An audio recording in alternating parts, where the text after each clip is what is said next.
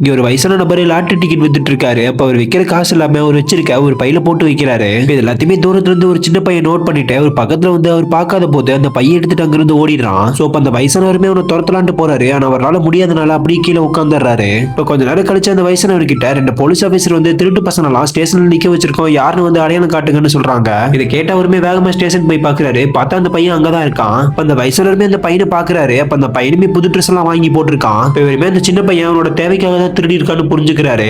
அங்க இருக்க ஒரு போலீஸ் ஆபீசர் அந்த பையனை அடிக்க போகும். அந்த வயசானவரும் அவன் இல்லைன்னு சொல்லிட்டு அங்கிருந்து வந்துடுறாரு. அந்த வயசானவர் போயிட்டு இருக்கும்போது அந்த சின்ன பையன் பின்னாடியே வந்து அந்த வயசானவர் கிட்ட மன்னிப்பு கேட்டுட்டு உங்க காசை நான் எப்படியாவது திருப்பி கொடுத்துறேன்னு சொல்றான். அடுத்த நாள் மறுபடியும் அந்த சின்ன பையன் அந்த வயசானவர் கிட்டே வந்து நான் திருடுங்கிறதுனால எனக்கு யாருமே வேலை தர மாட்டேங்கிறாங்கன்னு சொல்றான். அந்த வயசானவரும் அந்த சின்ன பையன் மேல நம்பிக்கை வச்சு அவர் கையில இருக்க லாட்டரி டிக்கெட்டை அந்த பையன் கையில கொடுத்து போய் வித்துட்டு வான்னு சொல்லி அனுப்பி வைக்கிறாரு. இப்ப கொஞ்ச நேரம் கழிச்சு அந்த சின்ன பையன் வேகமா ஓடி வந்து அந்த வயசானவர் கிட்ட நீங்க கொடுத்த டிக்கெட் எல்லாத்தையுமே வித்துட்டுன்னு சொல்லி அவன் வித்த காசெல்லாம் எடுத்து கொடுக்குறான். இந்த வயசானவர் பண்ணது கரெக்ட்னு சொல்றவங்க வீடியோக்கு ஒரு லைக் போட்டு கமெண்ட்ல ரெட் கலர் அட்டை போட்டுருக்க.